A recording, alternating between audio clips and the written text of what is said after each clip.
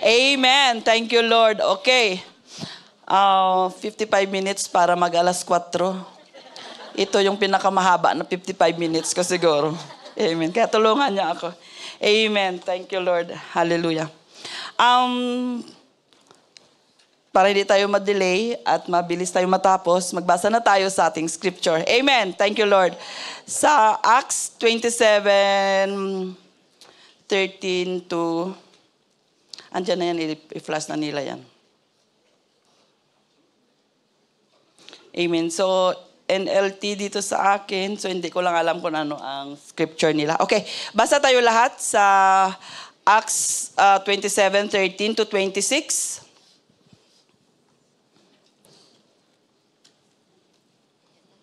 Okay. Okay, so lahat tayo magbasa para sabay-sabay tayo. Amen. Sabay-sabay tayo mag-umpisa, sabay-sabay tayo matapos. Amen. Thank you, Lord. Okay.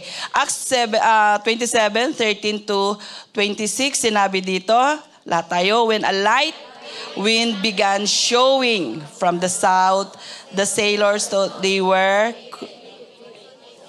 So they pulled up anchor and sailed close to the shore of Crete.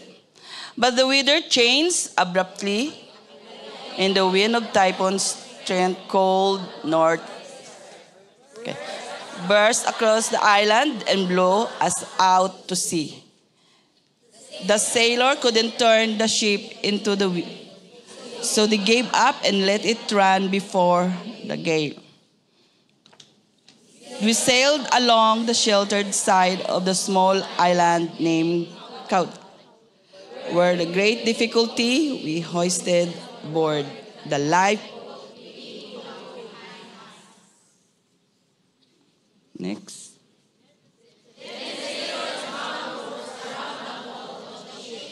The ship strengthened. They were afraid of being driven across to the sandbars of the African coast. So they lowered the sea anchor to slow the ship and were driven before the wind. The next day, as gale force winds continued to batter the ship, the crew began throwing the cargo overboard. The following day, they even took some of the ship's gear and threw it overboard. So the terrible storm raged for many days, blotting out the sun and the stars until at last all hope was gone. Continue.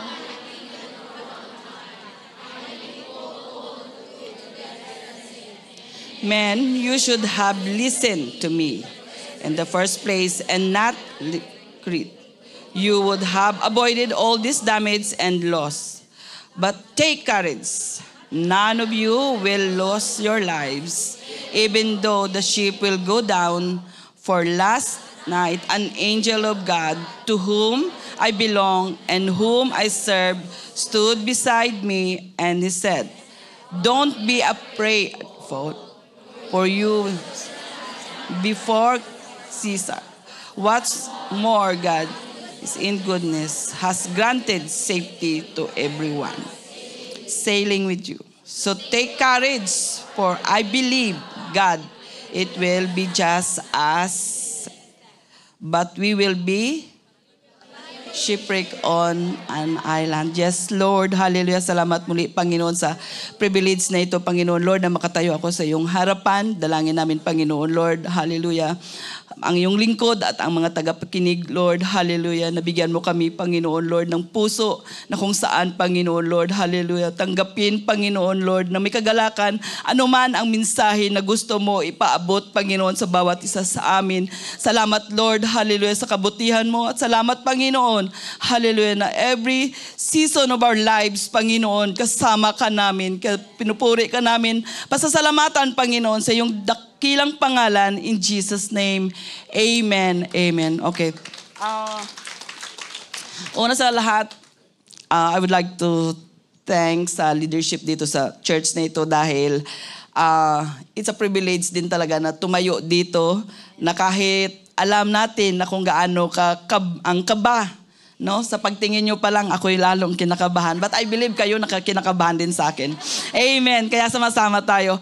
Salamat sa leadership dahil kahit ganun pa man na minsan we don't have confidence sa atin sarili, but ang trust nila at ang faith nila sa atin na kaya natin gawin yung mga pinapagawa nila sa atin for the glory of the Lord. Amen. So nung na-confirm na ako ang tayo dito sa Fifth Sunday, na napaisip ako, sabi ko sa Panginoon, Lord, ano bang sasabihin ko? Kasi I believe na sa dami ng mensahe na narinig dito na magaganda, sabi ko parang hindi ko hindi ko yung level ng mga nakaraanan na tumayo dito. And God reminded me na sabi niya sa akin na hindi mo na kailangan mag-Google pa ng marami. Ang sabi ng Panginoon sa akin, just share kung ano ang naging life mo dito sa iglesia na ito. Kung paano ka umabot sa 30 years. Kasi next month, I will be celebrating my 30 years sa Panginoon. So, yon ang pinapaala sa akin ng Panginoon. At saka sabi ko naman, at sa loob ng 30 years na yon, mga kapatid, hindi naging smooth sailing ang journey ko.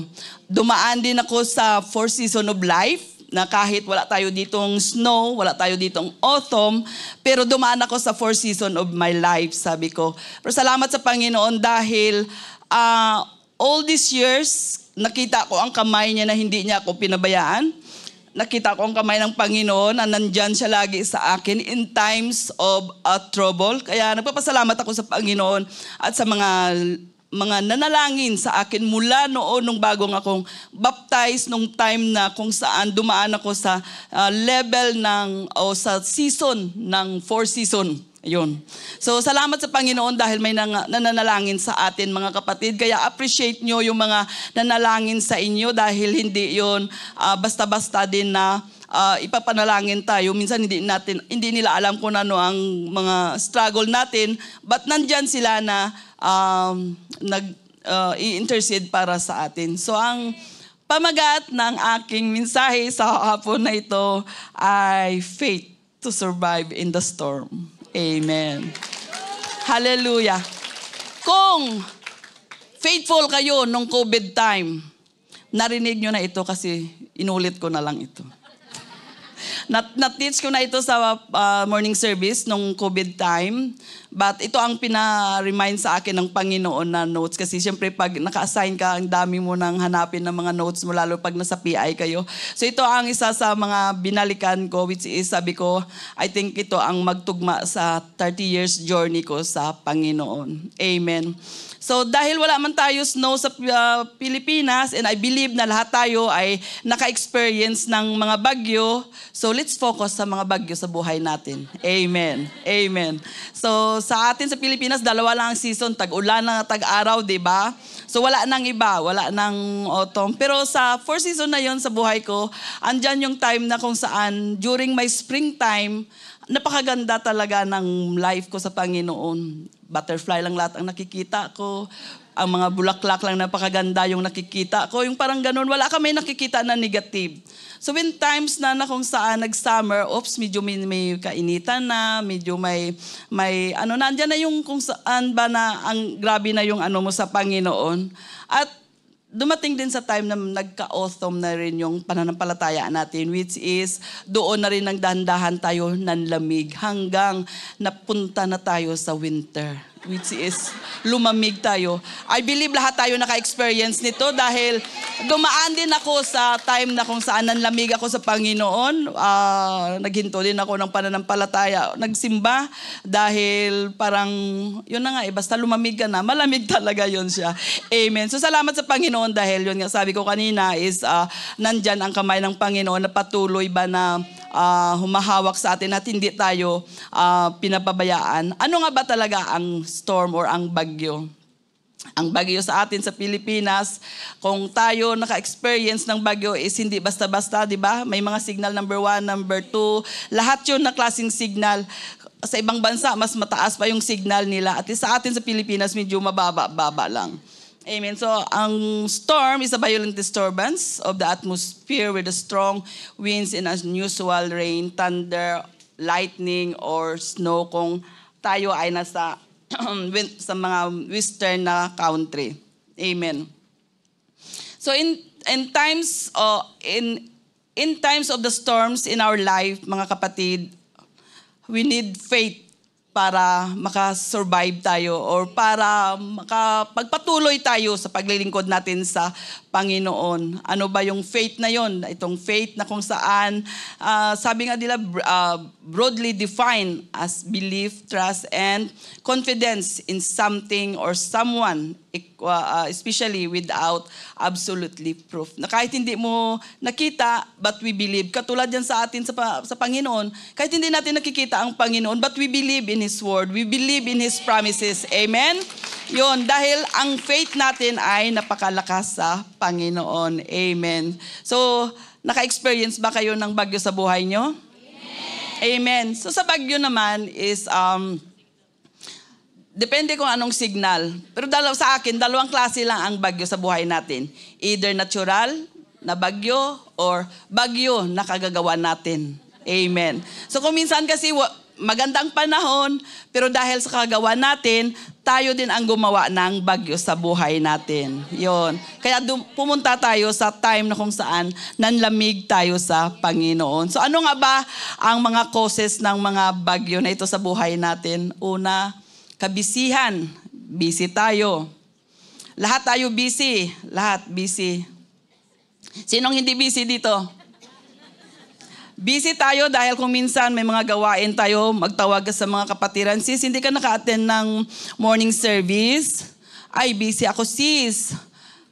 Time ng prayer conferences, hindi ka naka-join sa prayer conference? Ay, busy ako, sis.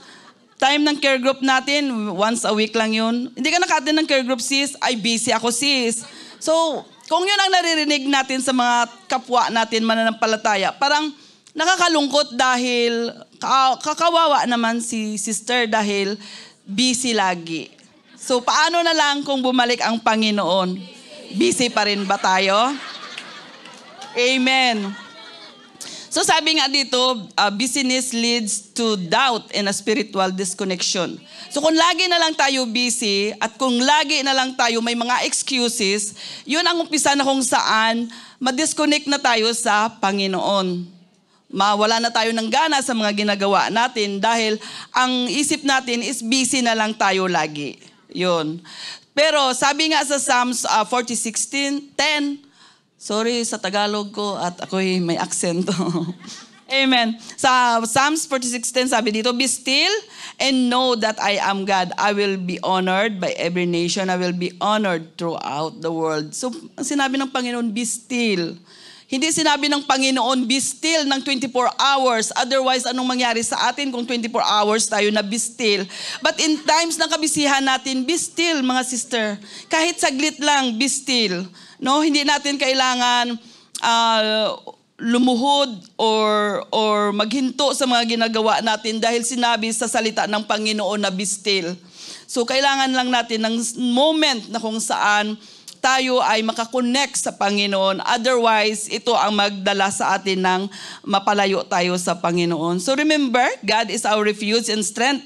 He is a constant present in any time. Siya yung refuge natin at sa lahat ng oras siya yung ating ano. So trust His sovereignty. Only God has the ability to handle problems that are beyond our own capacity. So kung minsan kabisihan natin dahil sa daming mga problema sa buhay o maraming mga ginagawa, lalo na sa trabaho natin, kung ang amo natin is demanding, no? We want to please our employer. So kahit pahinga mo, kukunin mo pa para lang magawa mo yung dapat nung gagawin para ma-please mo lang ma-please lang natin ang mga amo natin. Pero nakalimutan natin that there is someone dyan ang Panginoon na kung saan naghihintay sana ng moment na kung saan makakonect tayo sa Kanya. So, let's remind ourselves talaga na lahat tayo ay binigyan ng 24/7 at walang more or less dyan, lahat tayo. So nasa atin lang talaga kung paano natin i-adjust o i-budget ang mga time natin. So pangalawa is rejection. Sabi nga, as rejection is part of our life, which is true naman. Lahat tayo ay naka-experience ng rejection. So even in our family and friends will reject us. So kung mangyari man yan, kung i-reject tayo ng mga kaibigan natin, i-reject tayo ng mga family natin, okay lang yun. Ang malahaga, ang Panginoon, hindi niya tayo i-reject. At hindi natin i-reject ang Panginoon. Amen. Hallelujah. Sabi nga na may mga naririnig tayo ng mga story dito sa loob ng iglesia na dahil pinili nila ang paglingkod nila sa Panginoon. May mga kapatiran tayo na tinakwil ng pamilya. Iniwanan ng mga boyfriend, iniwanan ng mga girlfriend. Yun ang mga bagay na minsan dahil sa ating pananampalataya. Lalo na kung ang faith natin, di ba, nadadamay na. Minsan papiliin ka, ano bang gusto mo? Anong pipiliin mo?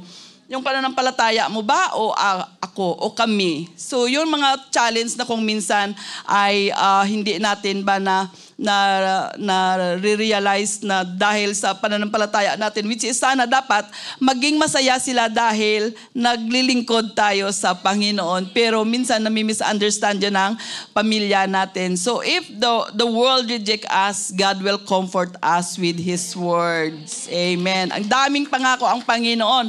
So we must rely on God and not on our own self. Sinabi sa Psalms 94:4, the Lord will not reject His people. He will not abandon His special possession, which is tayo yun mga kapatid. Mahal tayo ng Panginoon. Kung titingnan natin sa kadami ng Pilipino dito sa Singapore, mas marami doon ang nasa labas. Pero tayo dito, di ba? Nandito tayo lahat. Dahil tayo ang special na ng Panginoon. Pinili niya tayo, kinuha niya tayo doon. Sabi niya, huwag kayo doon, biribisi doon. Parang mga langgam sila doon, hindi mo maintindihan. Sabi ng amo ko, pag pumupunta ako sa Lucky Plaza, sabi niya, Auntie, pag pumupunta ako ng Lucky Plaza, parang nasa loob ako ng beehive. Sabi ko, bakit? Sabi niya, sabi niya ganon. So thank God dahil hindi tayo doon nakasama. Dito tayo, which is naglilingkod tayo sa Panginoon. Amen. Thank you, Lord. So imagine that, na out of millions tayo ang pinili ng Panginoon. Hindi niya tayo nireject. Amen. Thank you, Lord. So pangatlo is disappointment. Medyo bilisan ko lang to. Disappointment. Lahat tayo ba ay nakaramdam ng disappointment? Yes, of course, lahat tayo nakaramdam ng disappointment. Lalo na kung hindi pinakinggan ang suggestion mo. Hindi pinakinggan ang advice mo. Ma-disappoint tayo, di ba? Lalo na kung hindi natin sila na-i-please, hindi natin sila sa gusto nila, nasunod sa gusto nila. Yes, ma-disappoint minsan ma-disappoint tayo. Yon. So sabi nga sa Jeremiah 29:11, for I know the plans I have for you, says the Lord, there are plans for good and not for disaster, to give you future and a hope. So ang ganda ng pangako ng Panginoon. Minsan na-disappoint tayo dahil ang gusto natin ay hindi nangyari. Ang gusto natin hindi nasunod. Minsan i-question pa natin ang Panginoon, Lord, bakit ka ganyan? Parang may pinili ka yata. Bakit hindi mo tinugon ang panalangin ko? Bakit hindi mo tinupad ang mga nag-fasting kaya ako, Lord, ng ilang linggo?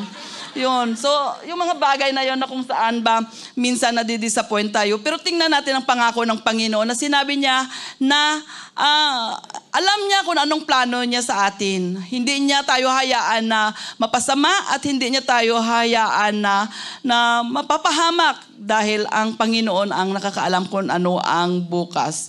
So, yun nga sabi nga, ang sabi nga na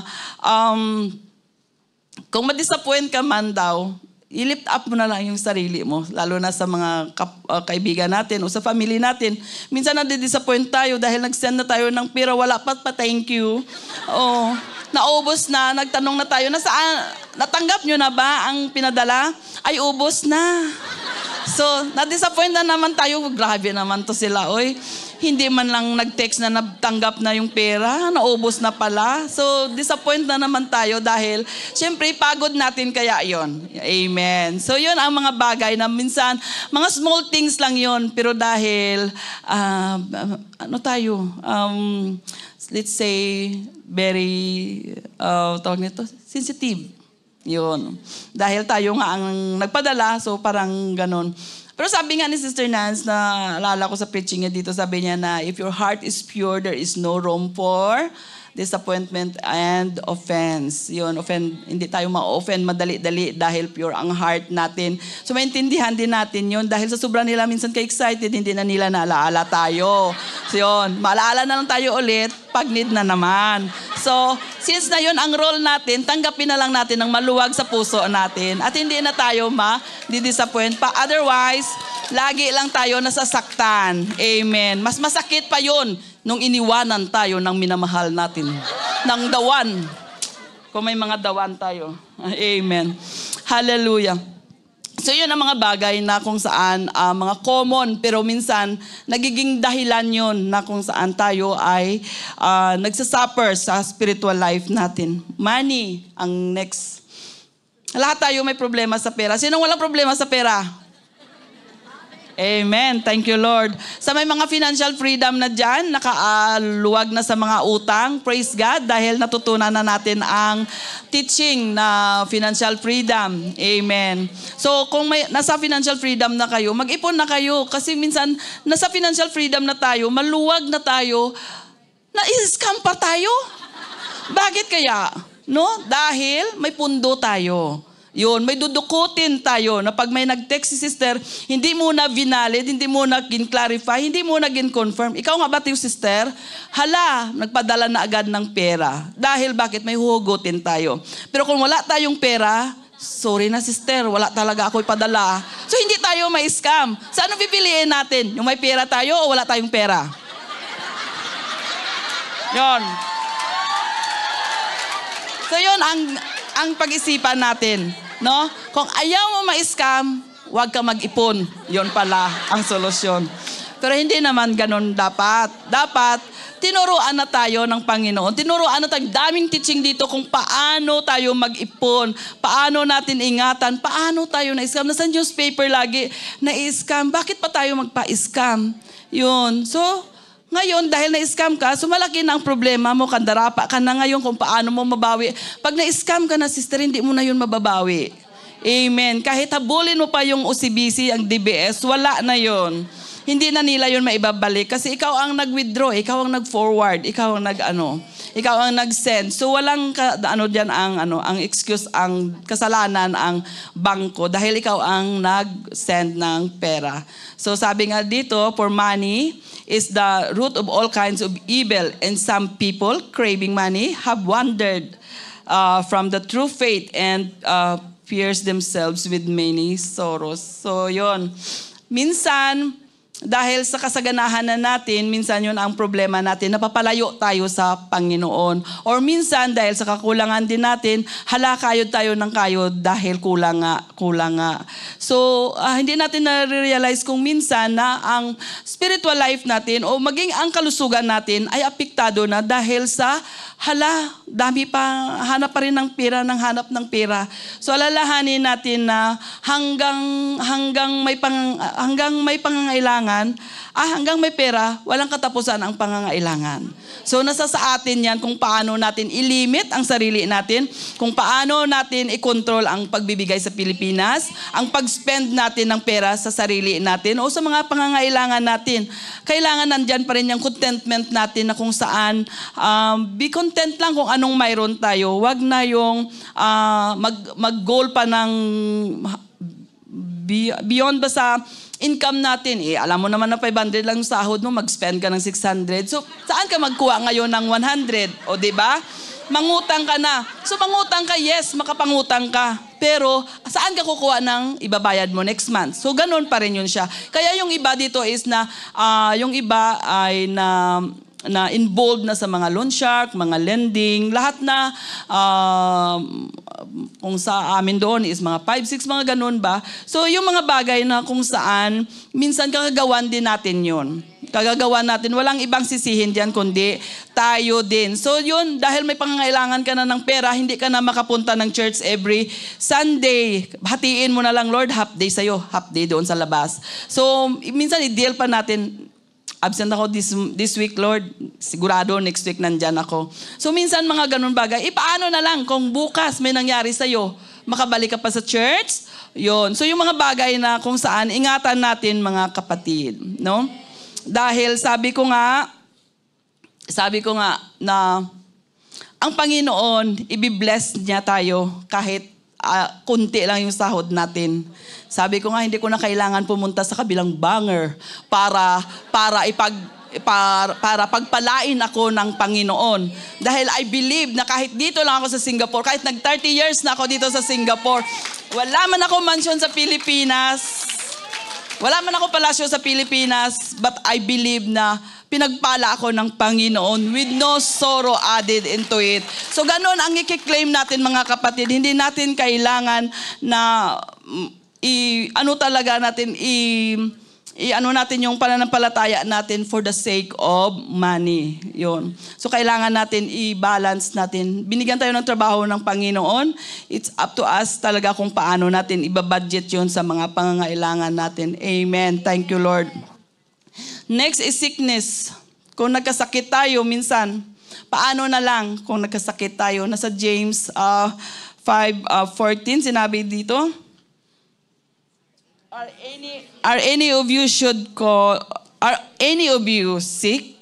You should call the elders of the church to come and pray over you, anointing you with oil in the name of the Lord, such as prayer offered in faith will heal the sick, and the Lord will make you well. And if you have committed any sin, you will be forgiven. Amen. So members of the church are not alone. Alalahanin natin, you are not alone. We are not alone. Sabi nga ni Pastor, pag may tumawag sa iyo at humingi ng prayer request, stop mo ako anong ginagawa mo. Ipanalangin mo na kaagad. Hindi mo nahintayin, okay sis, mamaya pag free na ako. Hindi, kasi baka natigok na yung gusto ipag-pray.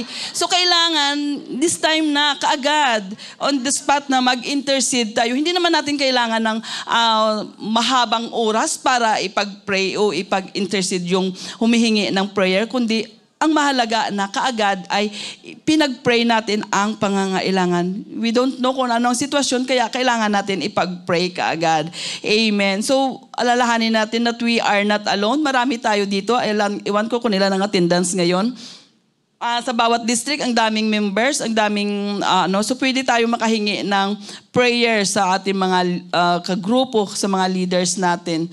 So, should be maka-count tayo ng support sa mga kapasama natin sa grupo, sa mga kapatiran natin, especially when they are sick or suffering. So dapat lang natin alamin kung sino ang unang tatawagin natin kung tayo ay may karamdaman. Naalala ko yung kapatid ko nung sumakit ang tiyan niya, sabi niya sa akin, luyahan mo ako kasi baka nausog ako. Bilis! Sabi ko sa kanya, excuse me, huwag mo na akong idamay sa luya power mo kasi hindi ko yan gagawin sa'yo. Kung magsabi ka siguro na ipanalangin kita ngayon, ipanalangin kita, hindi yung iluyahan kita dyan at tustusan. Sabi ko, hindi yan uubra sa akin, pasensya na, bahala ka, mag-suffer ka dyan. Sabi ko, hindi kita talaga luyahan, sabi ko. Sabi ko sa kanya, so yun mga bagay na yun na kailangan natin alamin kung sino ang dapat natin lalapitan. Nung sumakit ang kamay ko, sumakit yung paa ko, nalaman niya sumakit yung paa ko kasi nagpahilot ako. Sabi niya, ay dapat pabutbutan mo na yan. Kasi baka may naapakan ka kung saan-saan ka kasi pumupunta. Yung kamay mo sumakit, baka may nahipo ka doon sa may botanik. Kasi kung ano-ano lang yung hinahawak-hawakan mo. So mga ganun ba na mga pag-iisip ng tao na makita mo talaga na wala talaga ang faith nila sa Panginoon. So tayo, dahil alam natin, ang power ng healing ay nasa pangalan ng Panginoon. So alam natin kung sino ang tatawagin natin. So as a believer, dapat alamin natin at dapat alam natin kung sino ang tatawagan natin. Amen. Thank you, Lord. Salamat at nawala na tayo doon sa mga ganyan na mga tradisyon. Amen. So ipagpaumanhin sa mga baguhan kung patuloy sila na naniwala dyan. But God will continue to speak to them and continue to reveal to them na there is a power in the name of Jesus. Ano man ang karamdaman natin, ano man ang pangailangan natin is ang Panginoon lang ang may katugunan at hindi sa mga kung ano-ano ang tatawagin natin. Amen. So loss of loved ones. Amen. Isa din yun na kuminsan dahil nawalan tayo ng mahal sa buhay natin, nadidisappoint tayo, parang nawawala na tayo ng, nagiging bitter tayo sa Panginoon ba? Dahil mabait ito siya, bakit mo siya kinuha, Lord? Ito kaya ang nagpapadala sa amin every month. Mga ganun ba na mga minsan na mga pag-iisip natin? So minsan is naging malungkot tayo, pero hindi natin alam na baka kinuha na siya ng Panginoon dahil sobrang pagod sa papadala sa inyo. Ganon yun. So, alamin natin yun, ang mga kadahilanan. Bakit nawala o kinuha siya ng Panginoon? So, sabi nga sa may Revelation 21:4, He will wipe every tears from their eyes, and there will be no more tears, death, or sorrow, or crying, or pain. All these things are gone forever. So grabe yung Panginoon, grabe yung ang pangako ng Panginoon na He will wipe all the tears. Naalala ko nung COVID time nung nawala yung tatay ko. Dahil COVID yun, hindi kami makauwi lahat.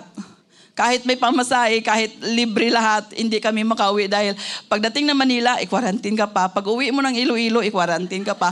Pag uwi namin sa town namin, i-quarantine pa. Pag uwi sa barangay namin, i-quarantine. So by that time, nabanhaw na yung tatay ko, hindi pa ako nakauwi. So, naisip ko, hindi na lang kami uuwi. Of course, sa time na yun, malungkot ka rin, di ba? Dahil sabi ko nga, bakit pa kasi na timing sa COVID ito? Kaya tuloy hindi kami ba makabigay ng support sa nanay namin, sa mga kapatid ko dahil yun nga ang sitwasyon. So sabi ko, pag gano'n na lang, okay na lang na hindi kami uwi. Pero siyempre nalungkot ka rin dahil mahal mo sa buhay, tatay mo matagal mo na hindi nakita ng ilang taon tapos bigla na lang malaman mo na matay siya tapos kasagsagan pa ng COVID, so hindi ka maka-uwi. So God knows the deepest pain that stirs the heart of His people. So never forget that we have God, sabi nga, indwelling spirit and comfort. We may not understand why we have endured some of the things in life that cause such heartache and pain, but let us never forget that God is our present help in troubles. Amen. Today and tomorrow, He will wipe our tears. So thank God dahil ang pag-asa natin ng Panginoon, dahil alam natin na kahit gaano kalungkot tayo, andyan ang Panginoon na magko-comfort sa atin. Amen. So ganun din nung namatay yung pamangkin ko, nung nag-suicide siya, hindi din namin alam kung bakit, kung anong dahilan. No? I think kung mahina lang pananampalataya mo, mag-question ka rin bakit. Tapos hindi pa namin nakita agad. So, parang hindi mo alam ba kung anong problema, bakit wala man lang isa sa kanila nakakaalam kung anong problema ng pamangkin ko. So, syempre malungkot ka, masakit dahil mahal mo sa buhay yon. So, gano'n naman dahil nga may pananampalataya tayo sa Panginoon. So, naunawaan natin na may mga kadahilanan ang Panginoon at ang Panginoon lang ang nakakaalam kung bakit nangyari ang mga bagay na ito. Amen. Thank you, Lord. Amen. Palakpakan natin ang Panginoon, mga kapatid. Amen. So sabi nga dito, isa pa, ang pang-pito is stress. Lahat tayo is na-stress. Bukang bibig natin ito lagi, na-stress ako, sis. Na-stress ako, sis. Ganon. So parang ganon ba lagi naririnig mo, matagal ka naman sa Panginoon, bago ka pa lang sa Panginoon, yun ang naririnig mo na stress. Parang ako tuloy na stress sa pakikinig sa iyo, sister. So yun yung mga bagay na kung minsan ba, be careful tayo sa mga words natin. No? Ang Panginoon hindi siya magbigay ng mga bagay sa atin na ikaka-stress natin. Ang Panginoon magbigay sa atin ng mga bagay. Kaso lang, tayo lang nag-i-stress sa buhay natin, sa sarili natin. Alam mo naman na adobo lang ang kaya mong lutuin. Magpresentar ka sa amo mo ng lasagna, ituloy ng kandarapa ka. O Google ka pa ng Google, paano magluto ng lasagna. Sorry ma'am, adobo lang alam ko. O di, tuloy ikaw ang na-stress. O see? So yung mga bagay ba na minsan tayo din ang may kakagawan sa sarili natin. Amen. So sabi sa Philippians 4:6, don't worry about anything. Instead, pray about everything. Tell God what you need and thank Him for all He has done. So, ang ganda ng pangako na yun. So, imagine natin mga kapatid na yun ang pangako ng Panginoon na hindi na tayo dapat maging anxious sa mga bagay, no? It seems na parang minsan impossible, pero hindi na tayo dapat mag-worry sa mga trabaho natin, sa loob ng bahay, sa mga school. Kasi settled na yun ng Panginoon. Kaso lang kung minsan tayo lang ang nagbibigay ng problema sa sarili natin. Katulad dito, Paul, advice is to turn our worries into prayers. So kung worry ka, mag-pray tayo mga kapatid. Do you want to worry less? Yun ang katanungan dito. Gusto ba natin na mag-worry tayo ng kunti lang? So damihan natin ang panalangin natin ngayon. Amen. So start to worry. Actually, na-stress man ako. Kasi bago ng week na ito, nagtrangkaso lahat sa bahay. Dapat akong nauna. Bakit ako pang nahuli? Kaya tuloy, medyo ako ang sabi ko, kung saan pa napalapit, kasi naghaliday mga amo ko, pagbalik nila, nagkasakit, lahat ng mga kasama ko nagkasakit, so ako ang pinakahuli. Sabi ko, matirang matibay nga talaga, pero ako pa ang ng last few days na. So salamat sa Panginoon pa rin dahil sabi ko, matapos ko ang 45 minutes ko, Lord. Amen. Thank you, Jesus. So sabi ko nga na, mga bagay sa buhay natin na kung minsan tayo din ang able din na makakahandle nito. Amen. So may mga 4 na bagay kung paano tayo makasurvive paano natin ma-survive ang mga bagay na ito na kung minsan kagagawan lang natin. Una is get rid of the cargo you don't need. Amen. Pag uwi natin ng Pilipinas, may limit tayo sa kilo. Kung binilan ka ng amo mo ng 20 kg lang, 20 kg lang dalhin natin, sister. Huwag ka na magdala ng 22 kasi sigurado bayaran mo yun ang 2 kilo. So tuloy, ma-stress ka dahil nag-overload na, nag-over-luggage ka na. Amen. So, sabi nga dito sa Acts 27, 18 to 19, sorry. So the next day, a gale force wind continued to batter the ship. The crew began throwing cargo overboard. The following day, they even took some of the ship's gear and threw it overboard. Amen. So yun ang dapat natin gagawin. Hindi tayo dapat mag-overluggage sa mga bagay natin. So mga problema minsan sa buhay natin, tayo din ang may kakagawan, kaya feeling natin na overload na tayo. Amen. So by throwing the cargo overboard, the people are giving up their wealth and position. So the verses highlight that in the face of death, worldly riches become a burden rather than a blessing. Ang lungkot, no? Amen. Pagod tayo ng pagod, ipon tayo ng ipon, tapos magiging burden lang yun sa atin kasi mag-worry na tayo. So hindi na yun blessing kasi hindi ka na makatulog, wala ka ng kapayapaan dahil takot ka na. Baka pasukin ang bahay mo, lahat na lang. Magbili ka na ng maraming lock, magbili ka na ng ilang kandado, kadina, para lang, mga ganun ba na mga bagay. So darating yun sa spiritual life natin minsan na overload tayo dahil sa kagagawan naman natin. Huwag na natin akuin lahat. Kunin lang natin o tanggapin lang natin yung kaya natin. Amen. So throwing cargo overboard can be seen as the evidence for spiritual shedding of worldly burdens to focus on what is truly important, and as a sign of human efforts alone are insufficient with God's intervention. So we must acknowledge that we can't do anything without God sa buhay natin. Amen. Hindi kaya ng power natin dalhin ang lahat ng mga problema sa buhay natin kung wala ang Panginoon. So if we are going to handle our own personal storm, we will have to get rid of the cargo. And we don't need, yung mga hindi na natin kailangan. And of course, sometimes it takes a storm to make us even considered letting go some of our extra cargo. Ano nga ba ang mga extra cargos natin minsan sa buhay natin? No? So yun kanina, mga bagay na yun, mga basic lang yun. Pero kung minsan sa sobra daming inaako sa Pilipinas o kaako sa natin, ang ang mga extra cargo natin na nagpapabigat sa atin sa pananampalataya natin na naapektuhan na ito yung mga inappropriate relationship. Involved tayo sa mga relationship na kung minsan hindi naman good o hindi naman kaayaya sa harapan ng Panginoon. Dumadami ang mga utang natin dahil masyado tayong hindi ko naman masabi sa sarili natin, pero inaamin natin inaako natin lahat yung mga pangailangan sa responsibility natin. Yes, thank you, sister. Sa responsibility sa mga hindi naman natin kaya ba? Yun. So, kung minsan hanggang nabaon tayo sa mga ganitong bagay. So, na-entangle tayo sa mga sinful habit. May mga tinatago-tago pa tayo na mga habit na kung minsan sinful habit na kung saan minsan ito pa yung nag-hold sa atin na kung saan magagamit tayo ng Panginoon mightily o magagamit tayo ng Panginoon sa gawain niya dahil nga sa mga entangled sinful habit natin na hindi natin pa na-overcome. So hindi ko na himay-himayin yun dahil kayo ang nakakaalam o tayong nakakaalam sa sarili natin at tayo din ang nakakaalam kung ano ang mga tinatago natin. Lagi natin sinasabi, it is between me and the Lord. So ikaw nang managot yan sa kay Lord. Hindi si sister, hindi si pastor. No? So tayo na yun ang nakakaalam. So yung may mga critical attitude, yun. So yung mga minsan very negative, yun, finding faults.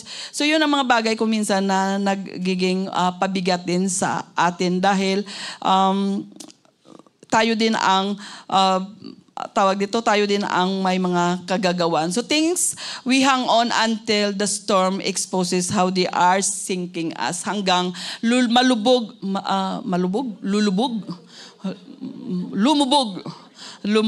tayo or minsan mawala na tayo sa pananampalataya natin o minsan mawala na tayo sa Panginoon dahil sa mga ganong bagay. So sometimes a storm is our chance to change direction in our life. So kung nabagyo na tayo, sister, remind yourself, no, na may gustong ipahiwatig ang Panginoon sa atin. Amen. Yun ang mga bagay. So sometimes, sabi nga dito, wala na tuloy ako. So we can return to the same overload or wrongly loaded lifestyle that in turn could set the stage for an even bigger. So kung hindi tayo makinig minsan, yun pa ang magiging dahilan na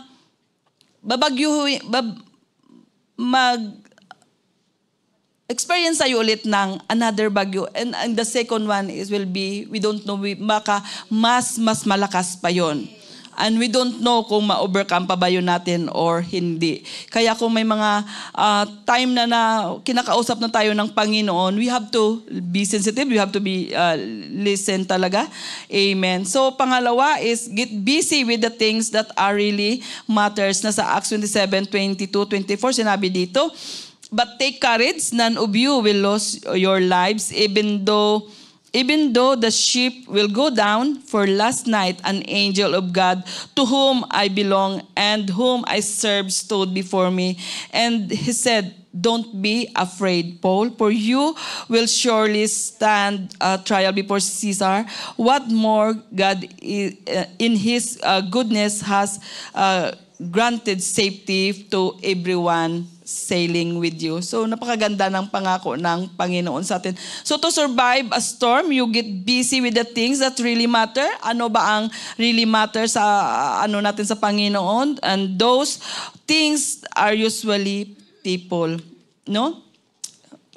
Usually yun ang nagiging natin. Maging busy tayo sa paghayo, hindi tayo magbusy sa mga ibang bagay. So the people we love can slowly get pushed to the corners of our lives dahil kung minsan nakakaligtaan natin. Amen. So neglect is not intentional. Sabi nga, ang mga damo sa garden natin ay hindi yon itinanim. Tumubo yan doon dahil hindi natin naalagaan ang garden natin. So ganon yun siya. Amen. Because we forget about them. So divorce rate are high because husband or wife are too busy with their careers. So nakapakalungkot. Minsan 2 years pa lang sila kinasal, 3 years pa lang nakasal. Marinig mo mag-divorce na? Yun. So very sad, no? Amen. So marriage is very holy na bagay. So kung sa palagay nyo nasa last trip na kayo at hindi pa kayo ready, huwag nyong ipursige yun. Young people, don't try and error pagdating sa pag-aasawa dahil walang ibang mananagot is tayo din. Kayo din. Amen. So hindi natin dapat irarush. Nagandahan ako sa teaching natin nung Sunday, nung last Sunday, ang teaching natin, no, love language. So doon natin nakita ba na ano yung bawat personality natin, ang napakahalaga. So minsan mga bata, mga anak nakakaligtaan na dahil ang parents are very busy na. I think lahat tayo dito maka-testify niyan dahil lahat tayo may mga alaga na bata. Nakikita natin kung gaano ka-busy ang mga amo natin. I mean, kahit naman na sabihin natin na may time pa rin sila, may moment, pero nakikita pa rin natin kung ano o gaano kahaba ang time na tayo nag-alaga sa mga anak nila at sa time na sila ang nag-alaga. Nakikita natin yon. At sa time na kung saan napalapit na yung mga bata, pagalitan ka pa ng amo mo. Bakit napamahal ang bata sa iyo kaysa akin? Pero hindi nila nakita na ang relasyon natin sa mga alaga natin is iba kaysa kanila. Mas marami tayong time sa kanila kaysa mga parents. So yung mga bagay na yun na kung minsan yun ang nagpupush din sa mga pamilya na nagkahiwalay-hiwalay. Amen. So if the storm blows you back to them, so ingatan natin, no, yung may mga kaibigan tayo na or mga family members natin na minsan away-bati tayo, may mga kaibigan tayo na mga matagal na natin na hindi pa nagkabati. Pag they make an effort din na makipag tawag nito, magkasundo sa iyo, wag mo silang isnabin, kundi ganyanin mo na lang. I love you, sister. Ganyan na lang. Amen. So yung sinabi ni Sister Nancy ba nung last week na, I love you, friends. O, ganon. So yun ang i-remind natin sa mga sarili natin. So wag natin silang i-push na mas lalo silang mapapalayo sa atin. Ano? Alalahanin natin they are people, they are matters. May mga time din na nagkaunawaan kayo, nagmahalan kayo. May time din na nag-share din kayo ng mga testimony, mga pain, mga victory nyo. So kung ano man ang kadahilanan, bakit kayo nag-drift away, God knows na lang. Pero kung time na babalik sila, at kung ano, ikaw din mag-effort tayo. So don't get tired to pray for them. Teach them sa mga tinuturoan natin ng GPR. Huwag tayong mapagod sa pagtuturo sa kanila ng GPR. Huwag tayong mapagod sa pag-join sa mga care group natin dahil ito ang mga kumbaga ma-supplement natin sa weekdays natin dahil kung once a week lang tayo nakapunta dito ng church, ano ang mangyari sa atin sa midweek, 'di ba? Lalo na kung hindi ka pa nagjo-join sa mga prayer conference, hindi ka pa nagjo-join sa mga ibang gawain. So wala talaga. One week make you one, ano ba yun? Hindi ko na madiretso. Okay, basta 1 week, manghina ka ng 1 week din. Ngayon. So yun ang mga bagay na i-ano natin. No? So whatever you can do to reach them, do it now because people really matters. Amen. So kahit hindi man natin yan, kung minsan kalahi, nakikita natin na maraming pumupunta dito dahil we know na they are matter to us also. So get the Spirit with God, yun. We know na kung alam natin na kung minsan medyo napalayo na tayo, we have to get the Spirit with God dahil alam natin na napakahalaga talaga yung bumalik tayo kung saan tayo nag-umpisa. Remember, no, kung saan tayo nag-umpisa, kung paano natin tinanggap ang Panginoon, kung paano, kung time na kung saan naging mainit tayo sa Panginoon, alalahanin natin yun. At yun ang babalikan natin. So, minsan you never know Jesus is all you need until Jesus is all you've got. Amen. So yun ang tandaan natin. Amen. So there is peace no matter how long the storm. Alahanin natin may sisikat din ang araw. Last, if we just trust in Him. So get back to the healthy routine. Get back to the healthy routine. Amen. So get back to the healthy routine. Sabi nga dito sa Okay, sa Acts 27:33 to 34, sabi dito, just as the day dawning, Paul urged everyone to eat. So napakahalaga ang kumain talaga, no? So you have been so worried that you haven't touched food for 2 weeks, he said. Please eat something now for your own good, for not a hair of your heads will perish. Imagine mo na kahit isang ng buhok, hibla ng buhok natin ay hindi malaglag. Amen. So yun ang pangako ng Panginoon sa atin na basta alagaan din natin ang sarili natin. So yun, dahil kung hindi na tayo nakakatulog, hindi na tayo nakakakain, so wala tayong focus. Amen. Ang mangyari, mag-hallucinate na tayo dahil iba-iba na yung pumapasok sa isipan natin. So kaya napakahalaga talaga. I mean, it's not bad talaga na mag-fast tayo lagi. But we have to, din ang sarili natin. Sabi nga ni Sister Nance lagi na, hindi lahat ng bagay ay spiritual. Kung kinakailangan mong kumain dahil gutom ka, kumain ka. Yes, amen. So, kailangan natin kumain spiritually, kumain din ng physically. Amen. So, yun ang mga bagay na kailangan natin ingatan. Amen. Thank you, Lord. So, sabi nga dito, why is it important getting back to a healthy routine? When a strong disturbance batters our ship, our daily routines are usually the first thing thrown overboard. So it's really in reality, the heavier the pressure, the more important it is to guard our source of strength. Amen. So when we start to, hindi na tayo makakatulog. Yun, sabi ko kanina, nauna lang ako, makakakain. Delikado na tayo, mga sister. So we start sinking. Find ways to have a quality time with the Lord, our loved ones. Those healthy routine are what we keep us strong on both sunny and stormy days of our life. So make sure we have a healthy, balanced diet, spiritual and physical. Amen. Physically and spiritually. Know our priorities. We are learning not to throw that wonderful new piece overboard when our ship spin out of control. Instead, time to get rid of the extra cargo, mga kapatid. I mean, patapos na ako.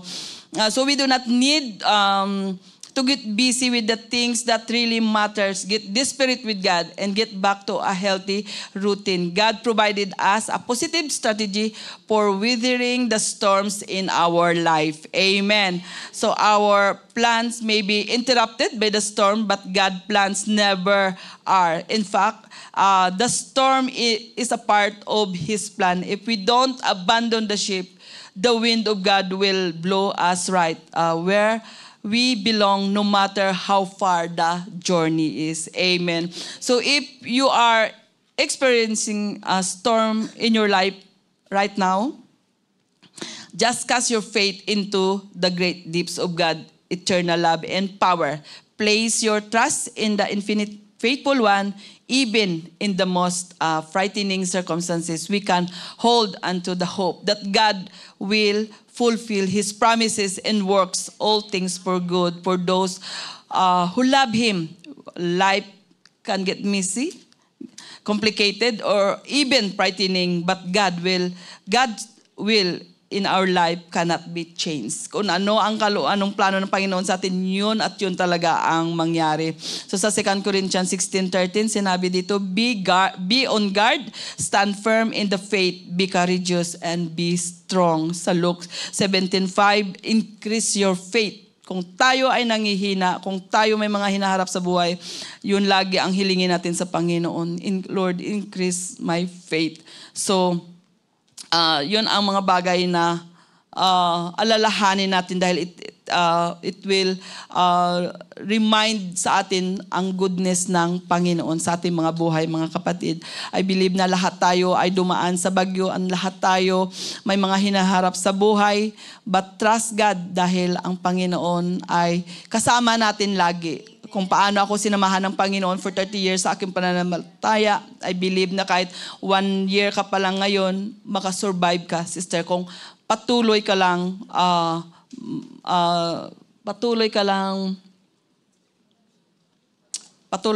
magtiwala sa Panginoon. Amen. Thank you, Lord. Hallelujah. So keep the faith. God is the author and finisher of our faith. Amen. Thank you, Jesus.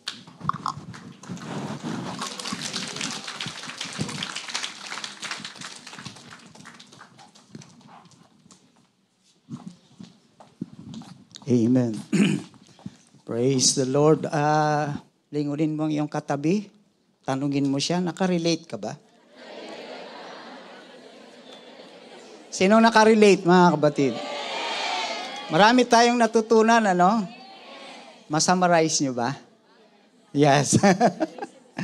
I think habang nakikinig ako, mga kapatid, nangusap sa akin ng Panginoon, marami siyang dinaragdag. Marahil hindi na nabanggit ni Minister Benita ang iba, pero I believe may dinadagdag din sa inyo ang Panginoon. No? One of the takeaways, mga kapatid, sa pasimula ng verse, nagpatuloy sila. Nagbabanta ang unos, pero nagpatuloy sila. So I think one lesson is that, sabi nga kanina, be still and know that I am God. Pagka may mga palatandaan na kayo nakikita na parang hindi maganda ang panahon, huwag kayong magpatuloy magdesisyon. Ha? Kasi diyan nagkakaroon talaga ng malakas na bagyo. Gagawa sana ang paraan para makaiwas tayo, hindi tayo nakinig. No? Nagmadali tayo. Rather than trusting God, we trust in our own natural tendency, no? Or natural talent, natural ability, thinking, no? Or kung minsan man, minamadali na tayo ng Panginoon, kagaya sa example ni Sister Benita, kung siguro pinapauwi na siya para maabutan niya yung tatay niya, nagpatumpik-tumpik siya, so ngayon nasarhan ng COVID. Right? Pangalawa is, ang ganda ng pangako ng Panginoon, no? Na hindi niya tayo pababayaan until the end. No? Not a hair in your head will be destroyed. No? Matakot man tayo ng todo-todo, praise God, kung tayo ay maging desperate sa Panginoon. No? He will not leave us. He will strengthen us. He will give us insurance, no, mga kapatid. At nakita natin sa mga verses, nandiyan ang anghel ng Panginoon, nandiyan ang salita niya, no, that if we are desperate and trusting God, He will send His angels, He will send His words, mga kapatid, para tayo ay magkaroon ng lakas ng loob. Amen? Praise God. At tatayo tayo, mga kapatid. Well, anuman ang unos ng buhay na ating hinaharap, mga kapatid, tandaan natin, ang pangako ng Diyos ay ating maaasahan, hindi niya tayo pababayaan, hindi niya tayo iiwanan, lalo na kung ang ating pagtitiwala ay lubos o buong-buo sa ating Panginoon. Praise God. Naalala ko, mga kapatid, I would like the music team to come. After prayer, siguro aawitin ko yung pag dumadaan ako sa unos, mga kapatid, marami na rin akong unos na dadaanan, mga kapatid. Pag dumadaan ako sa unos, mga kapatid, nung ako'y bago pa, may ibinigay na love song sa akin ang Panginoon. So pag ako'y nasa gitna ng unos, inaawit ko yun, mga kapatid, at ako ay praise God, napapasipay. Kung meron man akong natutunan ang Diyos, the God that we serve is a God of the storm. Siya yung Diyos sa gitna ng unos, mga kapatid. Praise God. So tayo muna ay mananalangin, mga kapatid, na praise God. Pagtibayin pa ng Diyos ang ating pananampalataya. Alam ko na ang main purpose ng Diyos, bakit tayo pinapadaan sa unos, ay para tayo tumibay, mga kapatid. Para tayo ay tumatag. Hindi, magkakaroon tayo ng confidence. I believe sa mga nakaranas na ng mabibigat na unos sa buhay na ito. After the storm, you feel confident to face another one. But your confidence and your faith is in God.